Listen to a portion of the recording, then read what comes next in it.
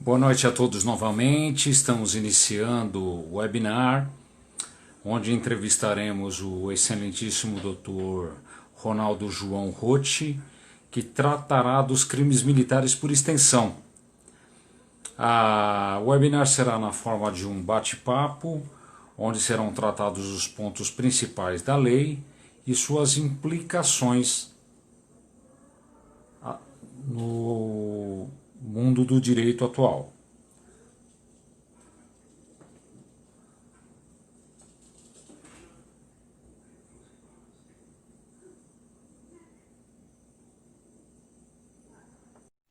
Estou abrindo o vídeo para a participação do Dr. Rotti. Estamos ao vivo, uma boa noite, Dr. Rotti. Boa noite, professor Jonas, tudo bem aí? Prazer em vê-lo. Seja muito bem-vindo. Bacana, a pontualidade britânica aí com os nossos Britânica. amigos aí, né? Tudo certo. É um dia prazeroso aí, vamos falar aí sobre o direito militar. Um tema pouco conhecido, pouco dominado, mas muito prazeroso e útil, né? Eu sempre falo, né, que o direito militar é um campo exíguo de profissionais, né, é um campo bastante com bastante oportunidades, né, para quem está se formando e mesmo quem já atua na área do direito, né, um campo bastante promissor. Eu Sim, vou, eu vou falar um pouco do currículo do palestrante dessa noite, doutor Ronaldo João Rotti, é juiz de direito da Justiça Militar do Estado de São Paulo, mestre de direito, coordenador e professor em diversos cursos de pós-graduação no Estado de São Paulo e também no Brasil, autor, uma produção acadêmica impecável, invejável, tem bastante conteúdo, tem bastante literatura, bastante obra. Eu não vou ficar com mais delongas e já passo a palavra para o doutor Ronaldo Rotti, que tratará do tema crimes militares por extensão. muito bem. Boa noite a todos. Ao nosso professor Jonas Guedes, né? É um prazer aí a gente fazer essa live, né? Um tema aí bem escolhido, bem útil, que trata aí exatamente dos crimes militares por extensão, né? Então a nossa ideia, aqui a convite do nosso respeitado advogado Jonas Guedes, né, inclusive presidente da Comissão de Direito Militar de Santo André, da OAB Santo André, né, na atuante Comissão de Direito Militar. Eu aproveito então deixar aqui o meu abraço a todos os advogados, né, em especial os advogados da Comissão de Direito Militar de Santo André. Temos muitos amigos, muitos colegas, né? Também dou um abraço aí a todos os policiais militares, né, na região aí do ABC, em especial Santo André, e aos nossos amigos, né, que foram aí convidados, né, fizemos aí uma divulgação e certamente estarão conosco aí nesta noite, né. Muito bem, nós vamos aí tratar desse tema e o que esse tema traz de utilidade, o que esse tema traz de atualidade no cenário jurídico, né? Veja, é um tema que envolve tanto os crimes comuns como também os crimes militares, né? E nós vamos perceber aí que o nosso ordenamento jurídico, uma vez que ele é bipartido, né? Nós temos um ordenamento jurídico penal comum, né? E temos um ordenamento jurídico penal militar. Daí, então, a existência de dois códigos, né?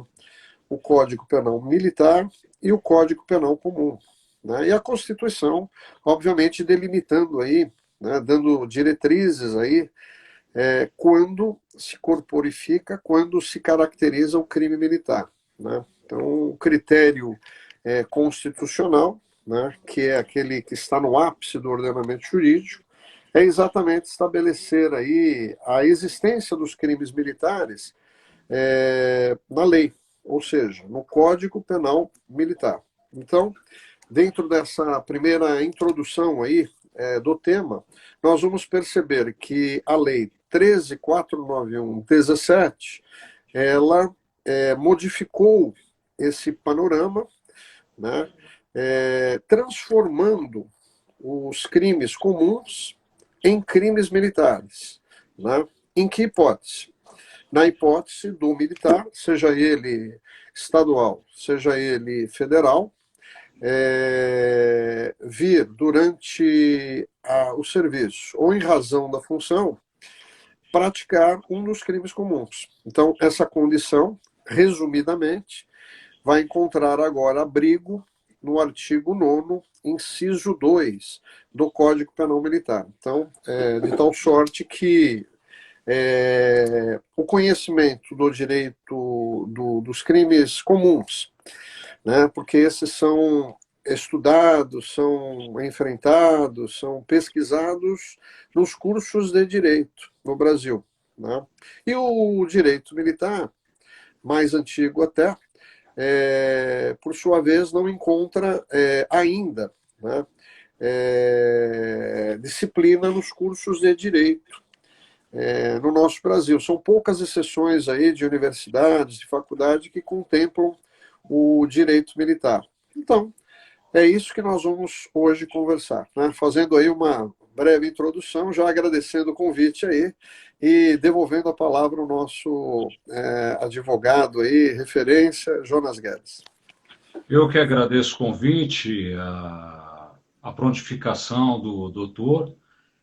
Temos já algumas perguntas que eu quero estar passando para o doutor, né? A primeira pergunta é: quais são as principais implicações, né, da Lei 13.491 de 2017 no direito militar no Brasil? Se ela alterou de forma significativa o direito militar no Brasil. Houve essa mudança, doutor?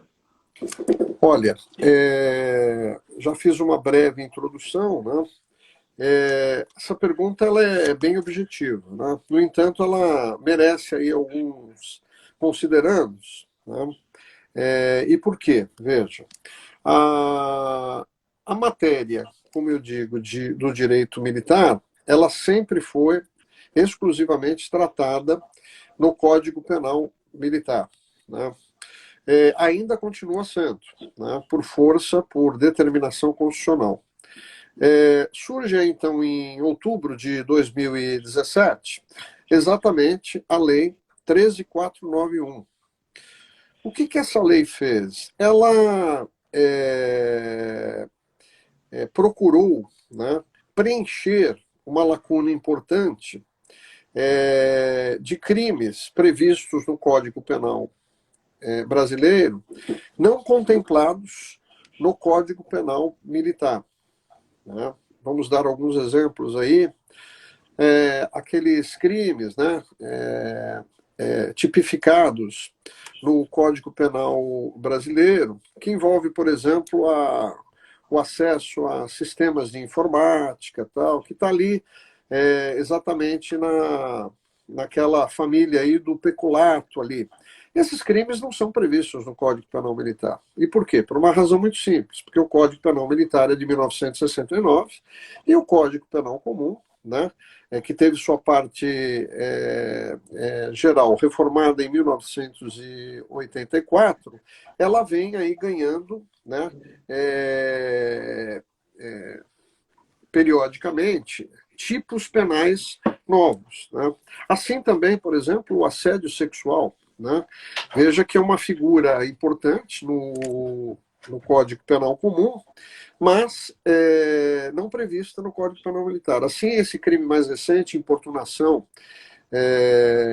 sexual, também, né, não contemplada no Código Penal Militar. Então, essa lei viabilizou o quê? Ela viabilizou que esses crimes previstos no Código Penal Comum se tornem militar quando o militar, em razão do serviço, em razão da função, venha a praticá-los. Anteriormente, esses crimes levavam o militar a responder na justiça comum. Né? Agora, né, responderão esses crimes que, veja, são tornados militares na justiça militar. Da mesma forma, as leis extravagantes, né? A lei de abuso de autoridade, a nova lei de drogas, a lei do crime organizado, a lei de tortura, né? São leis extravagantes, veja, que complementam, são especiais ao Código Penal comum, né? E que agora, em face do advento da Lei 13.491/17, passam então a ampliar o rol de crimes militares. Né? Essa lei também trouxe uma grande novidade, né, a respeito do homicídio doloso praticado contra civil. Né? Então, nós temos aí por força constitucional que os crimes dolosos praticados contra civis, né, por militares, em razão da função, em razão do serviço, eles, apesar de continuarem sendo crimes militares, né, lá por força do parágrafo 4º do artigo 125 da Constituição Federal, eles são processados e julgados no júri. Então, aí nós temos uma situação especialíssima no nosso ordenamento jurídico. Mas essa lei, a 13.491/17, ela obviamente obedeceu a esse regramento maior, constitucional, mas regularizou uma lacuna que existia a respeito desses crimes dolosos contra a vida, né? O caso do homicídio doloso contra civil, quando praticado por militares federais. Então, esse crime, como eu disse, de natureza militar, né, ele não vai para o júri. Ele permanece na Justiça Militar e aí é processado e julgado na Justiça Militar da União, a JMU. Então, basicamente é isso. Né? Nós tivemos uma ampliação do rol de crimes militares no Brasil, né, por força dessa lei. Essa lei tem 2 anos e 8 meses, né? Ela é aplicada em todo o Brasil. Né? Isso trouxe um aumento de serviço, obviamente, para a justiça militar e esvaziou, naturalmente, no que tange a essa categoria de crimes, a justiça comum. Então, houve um benefício para a sociedade. Né? Uma outra questão interessante que decorre daí é também a respeito da investigação. Né? Quem investiga esses novos crimes? Né? E eu tive a oportunidade de escrever, então logo a lei entrou em vigor, né? Rotulando, cunhando, carimbando esta nova categoria de crimes como crimes militares por extensão. Né? É uma denominação que praticamente foi adotada em todo o Brasil, tanto nas justiças militares estaduais, né? Uma por estado, uma em cada unidade da federação. Nós temos aí 27 unidades da federação e também no âmbito da JMU, Justiça Militar da União, né, que é aquela que é voltada para os integrantes das Forças Armadas aí, Marinha, Exército, Aeronáutica. Então, basicamente é isso. Tem 2 perguntas que eu iria fazer, já foram respondidas. Uma em relação aos crimes dolosos contra a vida, a questão da investigação, o doutor já respondeu. Eu acho que 2 temas também que hoje estão em questão, inclusive está em evidência na mídia, né? Todos os dias é a questão do abuso de autoridade e o outro agora que está bombando hoje na mídia é a questão da fake news. É a questão da fake news. Inclusive, na investigação que está sendo feita pelo Supremo Tribunal Federal, existem muitos militares estaduais e federais envolvidos nessa investigação. Então, eu pergunto para o doutor, de quem é a competência de investigação nesses casos, tanto do crime de abuso de autoridade, quanto no caso das fake news? Bom, vamos lá por etapa, né? Em verdade, como eu afirmei anteriormente, essa lei teve o condão de ampliar o rol de crimes militares, né? Basicamente, todos os crimes comuns podem se tornar militares, né? Desde que o crime venha a ser praticado pelo militar, seja ele estadual ou federal, quando em razão da função, quando em serviço. Né? Você me fez a pergunta, a sua pergunta tem duas partes. Né? Em relação ao crime de abuso de autoridade, veja, o crime de abuso de autoridade, né, anteriormente nós tínhamos uma lei que vigorou durante 54 anos, né, a Lei 4898, de 65. E ela foi substituída por uma nova lei, agora em setembro de 2019, que é a nova lei de abuso de autoridade. Então, anteriormente, ou até a entrada em vigor da atual Lei 13.491/17, esse crime era um crime comum, e se um militar praticasse um abuso de autoridade, ainda que fosse na função ou em serviço, ele responderia esse fato na justiça comum, ou na justiça federal, se fosse um militar federal. Né? Hoje essa questão está pacificada. Né? Então, o crime de abuso de autoridade, ser praticado pelo militar em serviço, ele é um crime militar, e a investigação e também a apuração será feita no âmbito militar. Então, a Polícia Judiciária Militar, que é exatamente aquela que auxilia o judiciário na investigação, na repressão do crime, vai se realizar, né, por parte do comando direto do infrator. Né? Esses autos vão à Justiça Militar, o Ministério Público que atua na Justiça Militar vai decidir, né, se oferece denúncia, devolve para diligências ou pede o arquivamento da investigação. E, por fim, quem vai decidir essa questão é a Justiça Militar. Né? Então, essa é a primeira parte da sua pergunta. Agora, veja, fake news, nós não temos um crime específico de fake news. Né? Primeiro, nós precisamos saber exatamente o que significa fake news. Né? Porque tem gente confundindo fake news com notícias da imprensa. Veja, Sim. não tem nada a ver uma coisa com outra. E até Também, mesmo liberdade de expressão, né? exatamente, está dentro do. Então, veja, é um tema muito amplo este. E para a gente não ficar no abstrato, veja, a fake news é o quê? É exatamente uma notícia dolosa, né, que visa prejudicar, visa causar um dano, não é isso? Maliciosamente por quem o pratica. Então, dentro desse contexto, a gente poderia, sim, direcionar isso a algumas figuras penais. Né? Por exemplo, os crimes contra a honra. Né?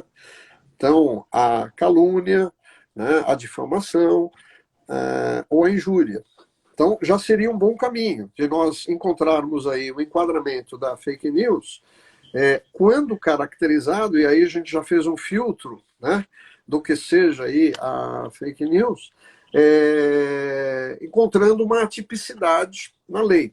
Né? Agora, se, por exemplo, a prática desse delito for por um civil, né, o delito contra a honra, não há problema nenhum e não há dúvida nenhuma. Né? O crime será apurado, né? Será reprimido no âmbito da Polícia Civil ou Polícia Federal, se o crime é na esfera estadual ou na esfera federal, e a Justiça Comum estadual ou federal é que vai se incumbir da solução desse caso. Então, está aí uma resposta. Né? Mas vamos imaginar que seja um militar praticando a fake news. Né? E veja, vamos entender bem o que é essa fake news, para não criar Ou confusão. até mesmo atentando contra a segurança nacional, né? Não, sim. Bom, então, veja, que a fake news ela pode ser praticada contra qualquer pessoa. Né? Sim. Se o bem jurídico, veja, for federal, né, indiscutivelmente a competência é da Justiça Federal, independente do agente. Agora, vamos aqui, então, hipotetizar a situação de um militar, tá certo? Em hora de folga, desvinculado de sua função, tá? Não tendo nenhum vínculo com a instituição militar que ele pertence, que venha a praticar um crime contra a honra, né? Dentro do contexto aí lato, né, grande de fake news, o que vai ocorrer? Esse militar praticará um crime comum, que ou vai ser processado e julgado pela Justiça Comum ou pela Justiça Federal, dependendo do bem jurídico alcançado. Se, como você aqui acabou de dizer, for um bem jurídico protegido pela Lei de Segurança Nacional, diz a Constituição que este crime será de competência exclusiva da Justiça Federal. Então está resolvida a questão, né? Então é muito bacana esse tema, porque ele envolve várias soluções, né? Uma coisa que eu gostaria de dizer, até também, já que você provocou esse assunto, é que a justiça militar, veja, ela não é uma justiça para os militares. Então, isso é o que a gente precisa marcar aí, um conceito importante. A justiça militar é uma justiça especializada para apurar e processar crimes militares, que tanto podem ser praticados por militares, né, essa é a regra, mas também podem ser praticados por civis. Então, no âmbito da União, da JMU, o civil pode responder por um crime militar, ou seja, ele vai praticar uma conduta prevista no Código Penal Militar, conduta esta proibida, né? Por exemplo, ele atenta contra uma instituição militar, ele vai furtar armas de um quartel, certo? Ele vai danificar uma instituição militar, um quartel, um patrimônio militar. Então, esse tipo de figura, veja, previsto no Código Penal Militar, embora praticado por civil, será um crime militar na esfera federal, portanto, da JMU, pertencente à JMU. Né? No âmbito estadual, a regra constitucional é um pouco diferente. O civil não pode praticar o crime militar.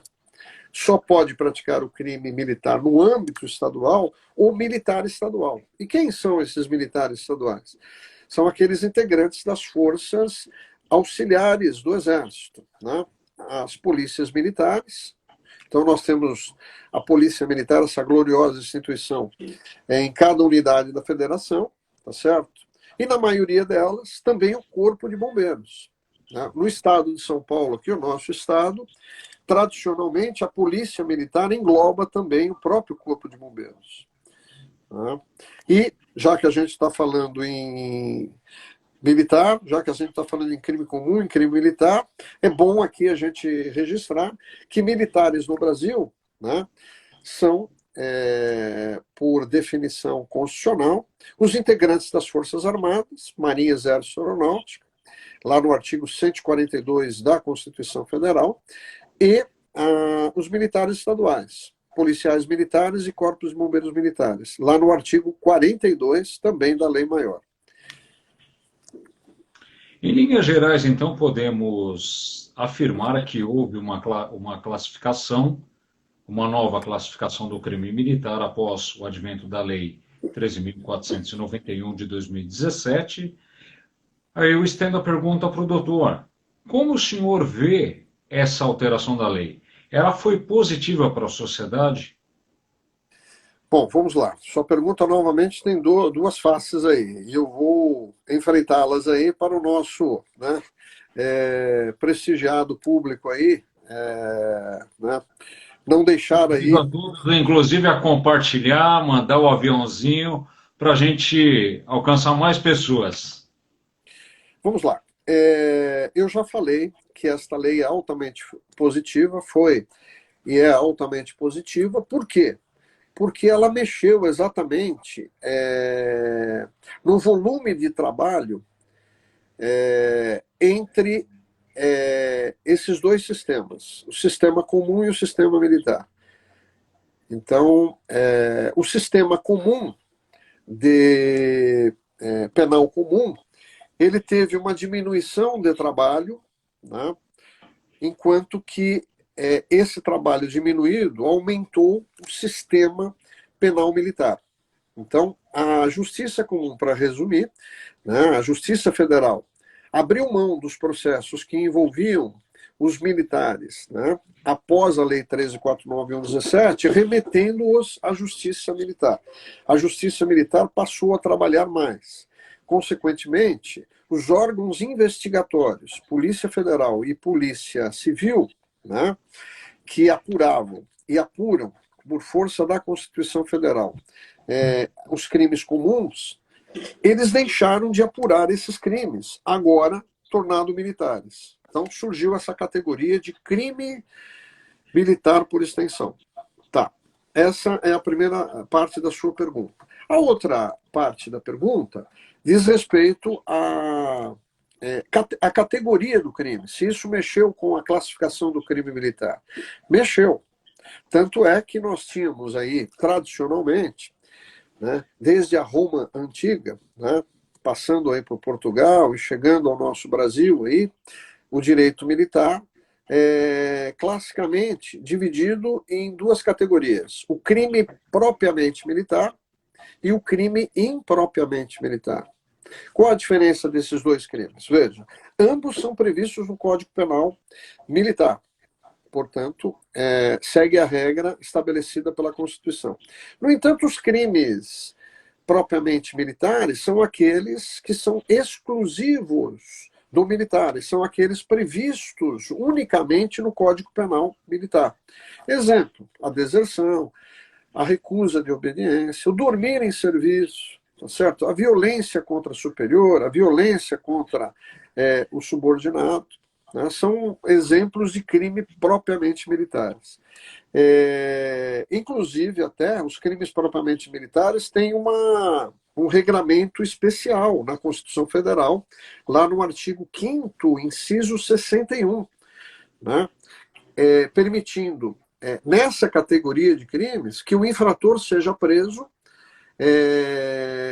sem a decisão judicial, ou seja preso pelo seu comandante, de acordo com a lei, né? Obviamente, depois, esse controle de legalidade virá após a prisão, né? Diferente, por exemplo, das outras prisões, a prisão preventiva, a prisão temporária, que depende do juiz, né? E a outra categoria de crimes existentes classicamente eram os crimes impropriamente militares. Esses crimes impropriamente militares, eles são fáceis na identificação, porque são os mesmos crimes previstos no Código Penal Comum, com idêntica redação, também previstos no Código Penal Militar. Assim, então, homicídio, furto, roubo, os crimes contra a honra, peculato, e aí vai um rol muito grande. Muito bem. Para a gente não perder aqui os debates, a Lei 13.491/17 trouxe uma nova categoria, uma terceira categoria de crimes militares. Essa que nós, então, denominamos crimes militares por extensão, né? Fizemos aí 2 artigos, né? Um primeiro artigo publicado na Revista de Direito Militar, da Associação dos Magistrados das Justiças Militares, e um segundo artigo publicado na revista do Superior Tribunal Militar, STM. Então, nesses 2 artigos, né, um menor pelo espaço da revista e o outro um pouco maior, nós abordamos aí as profundezas aí das alterações, que são muitas, né? Visivelmente é esta que nós estamos aqui tentando reproduzir. Mas existem N consequências dessa mudança, não? Tá certo. Tem bastante gente me perguntando, estou vendo que tem participantes de todos os estados do Brasil, do Ceará, da Bahia, do Rio de Janeiro. Que audiência grande, hein? A audiência é grande, saúdo a todos, cumprimento a todos. É uma honra recebê-los aqui na nossa live. Convido vocês a compartilhar a nossa live. Tem um aviãozinho aqui embaixo. Manda para a gente poder ranquear esse vídeo. Tem mais uma pergunta aqui que foi feita. Eu sei que o doutor tem uma obra publicado em relação a isso, né, no tocante às investigações e ao ciclo completo de polícia. Gostaria que o doutor explanasse um pouco a respeito. Tá. Esse é um tema bonito, um tema interessante e um tema essencial e importante aí na segurança pública, né? Ciclo completo de polícia, né? Isso envolve o quê? Isso envolve a questão de investigação, né? Para a gente tentar ser bastante simples na exposição, né? Eu tive a oportunidade de, agora, em fevereiro passado, no dia 12 de fevereiro, ser convidado pela Câmara dos Deputados numa audiência pública, né, pela deputada Kátia Sastre, né, aqui de São Paulo, deputada federal, que nos honrou aí com o convite para eu fazer uma exposição na comissão que debate exatamente o que? O ciclo completo de polícia. Então, veja, esse tema é tão importante que hoje existe uma comissão na Câmara dos Deputados, né, que já andou bem, que já ouviu muitos especialistas no Brasil todo, e nós tivemos oportunidade de lá estar. Então, para a gente entender, hoje no Brasil, o que existe é o ciclo incompleto de polícia, envolvendo os órgãos de segurança pública. Então, nós vamos lá na Constituição Federal, no capítulo de Segurança Pública, né, no artigo 144, nós vamos ver lá a Polícia Federal, a Polícia Rodoviária Federal, a Polícia Ferroviária Federal, a Polícia Penal, agora recém-criada, né, a Polícia Militar, os Corpos de Bombeiros Militares, as guardas municipais, então são os órgãos que compõem aí o sistema de segurança pública. Muito bem, há de se perguntar, esses órgãos realizam o ciclo completo de polícia? Resposta, não. Né? Eles realizam um ciclo incompleto de polícia. Em verdade, o ciclo completo de polícia é um sistema adotado em todo o mundo. Todos os países, exceto o Brasil, olha só o Brasil aí, sendo exceção no ciclo completo de polícia. É o único país que não atribui exatamente aí as funções completas aos órgãos policiais. O que seriam essas funções completas? Seriam a prevenção, né, quando a polícia está visível, está presente na via pública, para o quê? Para evitar o crime. E uma vez ocorrido o crime, né, há repressão imediata. Então, essa mesma polícia que deve prevenir, em ocorrendo o crime, ela deve reprimir imediatamente, a repressão imediata. Né? E o ciclo completo de polícia permitiria, então, a esta polícia, que primeiro fez a prevenção e que fez a repressão imediata, ela mesmo documentar aquele crime, aquela prisão, o seu autor, arrolando as testemunhas no próprio local do crime, e já fechar tudo isso de maneira muito otimizada, muito eficiente, direcionando isso ao Ministério Público para que o infrator responda o crime. No Brasil, como o ciclo é incompleto, né, esse trabalho feito pela Polícia Militar, com muita excelência, muita eficiência, que faz a prevenção da segurança pública, né? Está presente, então, nos 4 cantos aí do Estado e do nosso território, a fim de inibir e prevenir os crimes. Ocorrido o crime, a Polícia Militar também atua. Veja o 90, tal, que é acionado aí diuturnamente. Então, a Polícia Militar atua 24 horas.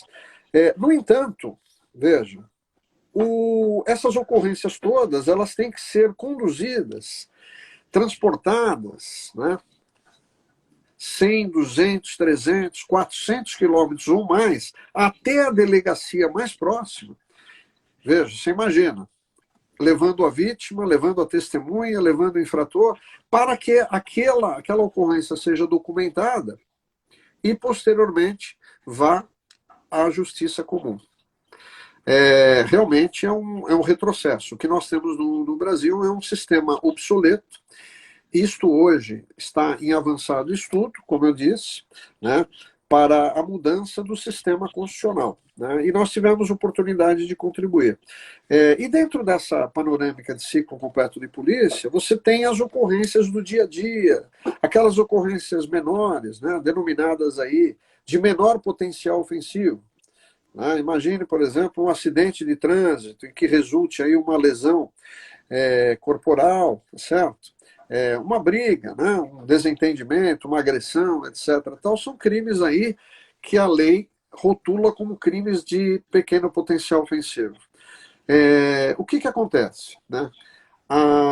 No ciclo completo de polícia, aquele primeiro policial que chegou, ele registra o fato, já documenta hoje, inclusive eletronicamente, né? Com o tablet ali, etc.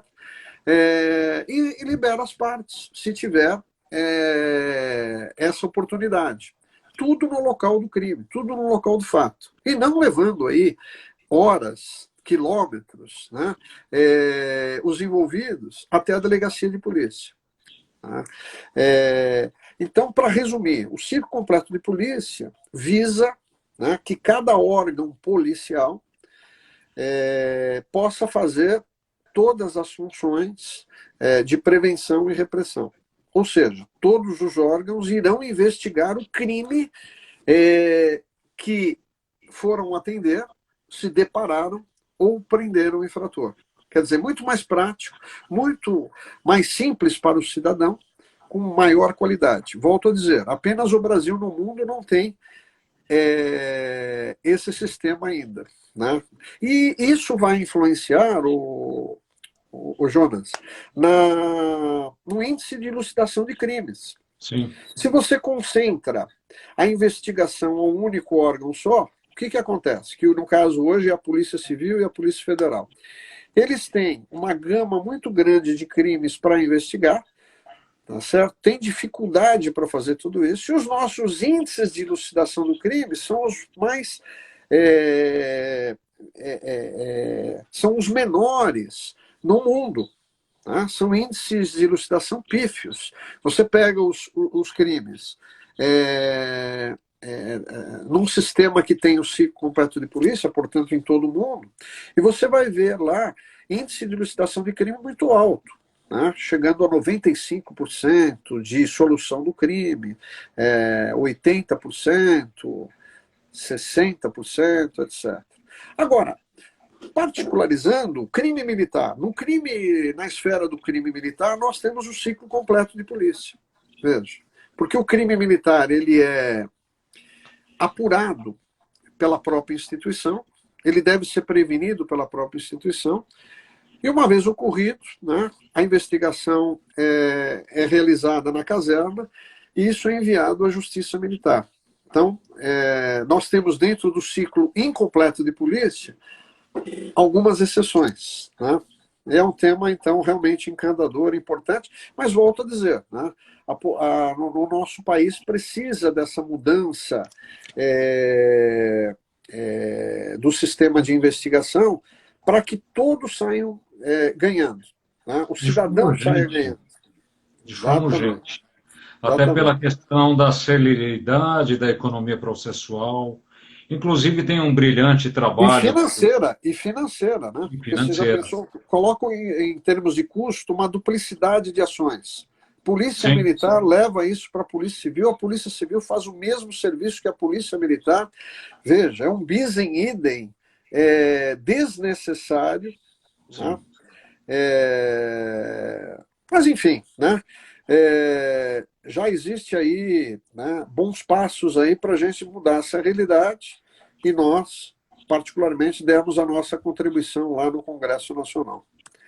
Eu creio que com essa mudança da lei, com o advento da Lei 13.491 de 2017, seja o aumento vertiginoso da demanda. Como absorver essa demanda na Justiça Militar? Como o senhor vê essa questão? Bom, en passant, eu já falei por isso, mas vamos aprofundar. Como eu afirmei, houve uma diminuição da carga de trabalho da justiça comum, seja ela estadual ou federal, e houve um aumento da carga de trabalho da justiça militar federal ou estadual. Né? Então, esse é o panorâmica geral. Agora, é o panorama geral. Agora, como houve essa absorção? Veja, isso foi um desafio para as justiças militares, né? No sentido de receber um volumoso acervo da justiça comum, por força da Lei 13.491/17, e enfrentá-los. E eu posso te dizer com tranquilidade, até porque todos os juízes que atuam na justiça militar no Brasil hoje enfrentam os crimes militares por extensão, além do crime propriamente, o propriamente militar, portanto, essa categoria de crimes militares, e a justiça militar demonstrou aí uma eficiência muito grande, porque sem alterar a sua estrutura, né, sem o aumento da estrutura já existente, antes da entrada em vigor da Lei 13.491/17, ela se amoldou a esta nova realidade. É lógico que houve arranjos internos. Né? Se você aumenta o trabalho, se você tem lá 2, 3 servidores e o volume de trabalho fica maior, você vai ter que remanejar dentro do próprio órgão servidores para poder atender a demanda. Mas isso não implicou em aumento ao erário, né? Isso não implicou em aumento em concurso público, né, para aumentar o número de servidores e nem mesmo de juízes. A realidade é essa, a justiça militar passou a trabalhar mais, evidente. A justiça comum teve uma diminuição de serviço. Ajuda a justiça comum? Ajuda. Né? E para o cidadão é importante? Evidentemente que é. Por quê? Porque nós temos uma questão de solução rápida da questão criminal. Né? Todos sabem que o volume de trabalho na Justiça Comum Federal implica morosidade. Morosidade na solução. Né? Você tem um tempo grande para aquela solução entre a denúncia, o processo e o julgamento ocorrer. Né? Depois vem os recursos. E no âmbito militar? Isso também existe, essa mesma sequência, que se chama o devido processo legal. A denúncia, o processo, o julgamento e os recursos. Só que você, como tem uma área especializada, mais enxuta, isso vai permitir o quê? A celeridade processual. E não vamos esquecer que a celeridade processual e a duração razoável do processo são valores tão caros que na reforma do judiciário, na emenda 45 de 2004, fez inserir lá, dentre o rol de direitos e garantias individuais, exatamente o quê? A celeridade processual e a duração razoável do processo. Lá no artigo 5º, inciso 78 da Constituição Federal. Então, bonito esse tema, né? Vejam que as coisas se explicam, se justificam, e nesse quesito em particular, celeridade. A justiça militar hoje, indiscutivelmente, aliás, sempre foi, desde a sua fundação, da sua criação em 1808, aqui no Brasil, a primeira justiça no Brasil, ela mantém a primeira posição em termos de celeridade processual. Né? Tem que ser assim. Porque, se não fosse assim, as instituições militares seriam prejudicadas. Né? Uma outra questão que eu iria tocar, o senhor já acabou abordando, né? A emenda constitucional 45, que foi a reforma do sistema judiciário. Então, o senhor acredita que essa lei, depois do advento dessa lei, foi um avanço para a emenda constitucional 45? Bom, De certa veja, forma, não. A emenda 45, né, que reformou o Poder Judiciário, que criou o CNJ, né, que deu uma nova dimensão ao Poder Judiciário, que, por exemplo, retirou os homicídios, né, dolosos contra a vida de civil da Justiça Militar Estadual, levando para o júri,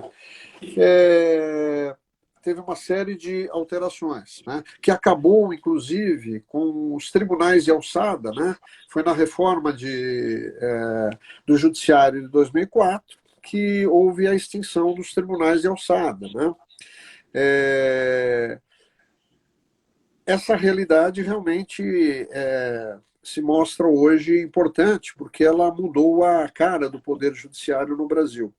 Agora, a Lei 13.491/17, veja, ela vem exatamente na linha da mudança constitucional, né? Então, veja, toda lei, né, deve ser harmônica aí, com os princípios e valores constitucionais, né? Não é diferente a Lei 13.491/17. Né? Ela modernizou, ela vem a tornar melhor, né, a solução do problema, né, para o bem comum. Então, isso levado para o crime, para a repressão ao crime, foi muito positivo. Por quê? Porque os infratores aí, dos crimes militares por extensão serão alcançados com muita celeridade, com muita eficiência, como já é natural essa característica nas instituições militares e também na própria justiça militar, né? Dificilmente você vê uma prescrição no crime militar. É muito raro você abordar uma prescrição. E veja que a prescrição é praticamente a mesma no Código Penal Comum e Militar, né? Mas por que é raro ver? Porque a justiça militar, dado a sua especialidade, ela acaba o quê? Vencendo os processos em tempo recorde. Né? Nós tivemos aí na justiça militar aqui em São Paulo o maior processo no Brasil, né? 29 mil laudas e documentos, 145 volumes de processo, 53 réus, 18 advogados, foram ouvidas lá 130 pessoas, imagine, por um colegiado com 5 juízes, com sessões lá de 8, 10, 12 horas, para vencer esse volume de, né, processual. Veja, para cada testemunha, né, no mínimo 8, 10 pessoas fazendo perguntas, veja, e aí resposta, isso tudo gravado.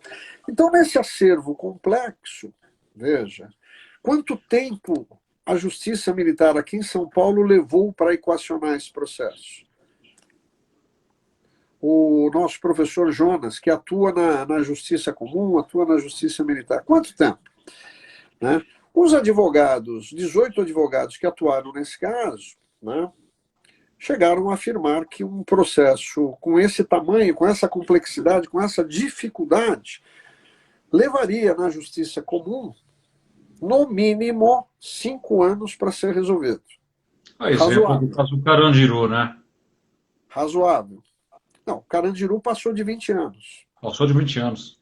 Passou de 20 anos. Então, são comparações que, vejam, mostram a realidade. Muito bem, a Justiça Militar aqui em São Paulo conseguiu, diante dessa complexidade toda, resolver esse processo em 42 julgamentos, 130 pessoas ouvidas, 18 advogados, né, 145 volumes de processo, um juízo colegiado, portanto 5 juízes, 42 sessões de julgamento, conseguiu realizar tudo isso em 9 meses e 27 dias. Realmente, é um recorde fenomenal. É um recorde olímpico. E eu estou aqui a duvidar que ocorra no mundo uma solução processual complexa, com qualidade, né? Não se pode perder qualidade, que ultrapasse esse marco. Entendo que esse marco é mundial. Né? Então, a Justiça Militar, esse quesito trazido pela reforma do Judiciário, que é a celeridade e a duração razoável do processo, é a número 1 no Brasil. Né? Isso é bom para o cidadão, isso é bom para a vítima, isso é bom para a instituição militar, e isso é bom também para o réu, que já se vê lá resolvido naquela acusação que pesa contra os seus ombros. Né? Porque o réu, veja, também quer a solução rápida daquele. Imagina um réu com uma acusação que esteja preso. Veja, se isso se alongar, né, indefinidamente, né, será aí uma verdadeira tortura, né, seja o réu aí civil ou militar. Então, eu vejo sim com muito otimismo aí, afirmando que essa lei foi altamente positiva para a sociedade. Já estamos quase finalizando o tempo de exposição, temos apenas 60 minutos de live. Infelizmente, né, o tema é bastante vasto. O ideal seria abrir pergunta para todos os participantes. Desde já quero deixar anotado que eu vou abrir uma caixa de perguntas no meu Instagram, para que todos aqueles que queiram fazer perguntas possam direcionar, tá? Gostaria de falar também um pouco das suas publicações. Eu sei que o doutor tem uma vasta produção acerca desse e outros temas. Gostaria que o senhor falasse um pouco a respeito disso.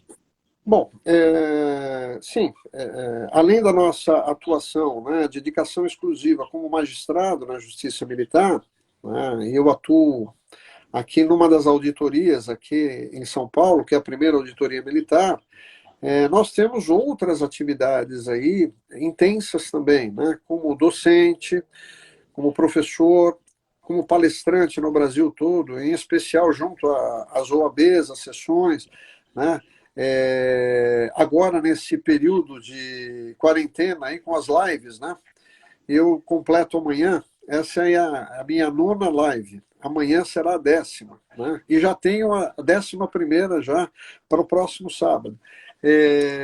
Afora tudo isso, nós temos aí uma intensa atividade de escrever artigos para a revista Direito Militar e outras revistas especializadas. Hoje aí o site Observatório da Justiça Militar, lá do TJM de Minas Gerais, o Jus Militares, né, que são sites aí que a gente também escreve aí sobre o direito militar, afora os nossos livros, né? Um deles, inclusive, está aqui comigo. Opa, esse livro é muito especial. Esse livro é um livro de autoria coletiva, eu sou coordenador e autor desse livro, né? São 56 autores nesta obra. Esta é uma obra que eu denominei carinhosamente como obra do século.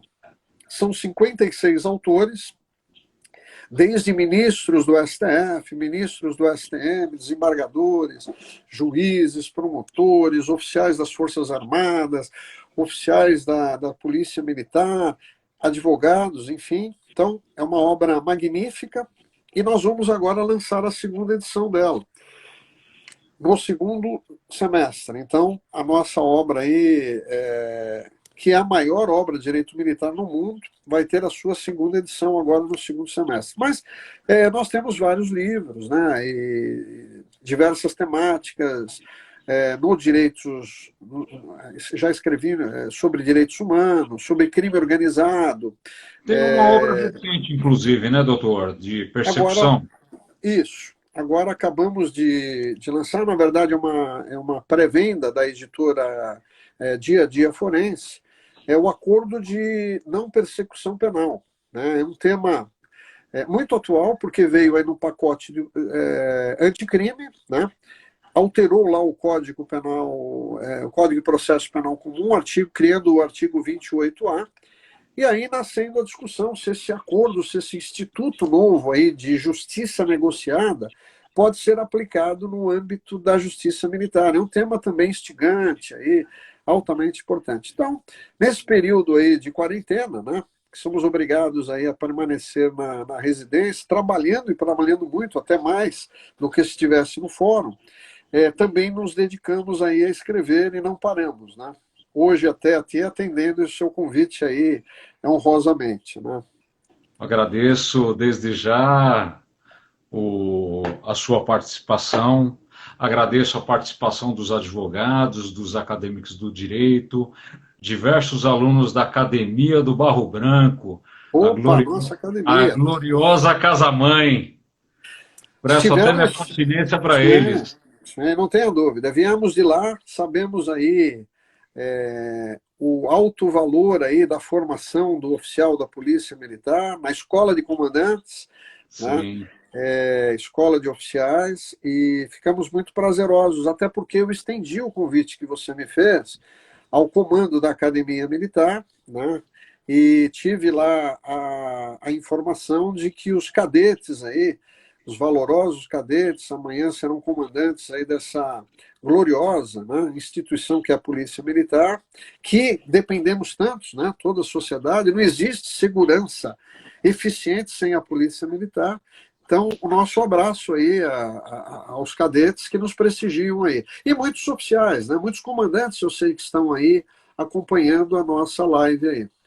Diversos advogados também, militantes na advocacia militar, presidentes de comissão de direito militar presentes. Que prestígio, né?